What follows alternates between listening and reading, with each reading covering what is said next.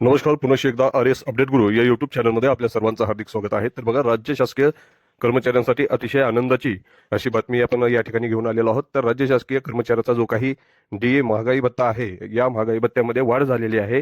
ही वाढ किती झालेली आहे, ही वाढ केव्हापासून झालेली आहे, याचा फरक कधी मिळेल, ही सर्व माहिती याच्या या व्हिडिओमध्ये आपण पाहणार आहोत. त्या अगोदर जर आपण या युट्यूब चॅनलवरती नवीन असाल तर चॅनलला सबस्क्राईब करून घ्या.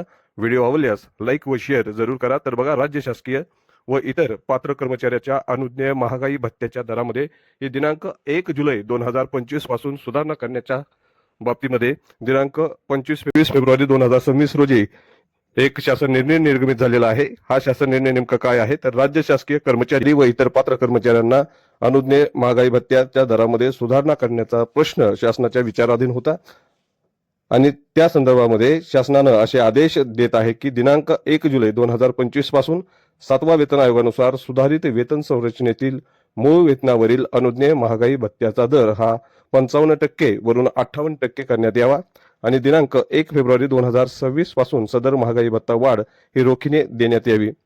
माहे जुलै 2025 ते ऑक्टोबर 2025 या कालावधीतील थकबाकी मार्च 2026 च्या महिन्यात रोखीने अदा करण्यात यावी. उर्वरित कालावधीतील थकबाकीचे आदेश स्वतंत्रपणे निर्गमित करण्यात येतील.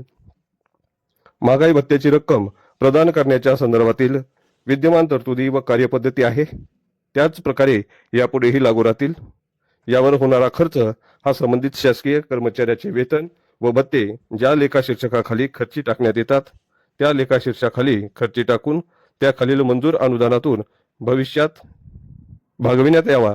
अनुदान प्राप्त संस्था व जिल्हा परिषद कर्मचाऱ्याच्या बाबतीत संबंधित प्रमुख लेखा शीर्षकाखालील ज्या उपलेखा शीर्षकाखाली त्यांना सहाय्यक अनुदानाबाबतचा खर्च खर्ची टाकण्यात येतो त्या उपलेखा शीर्षकाखाली हा खर्च खर्ची टाकण्यात यावा. अशा प्रकारचा शासन निर्णय हा दिनांक 25 फेब्रुवारी 2026 रोजी निर्गमित झालेला आहे.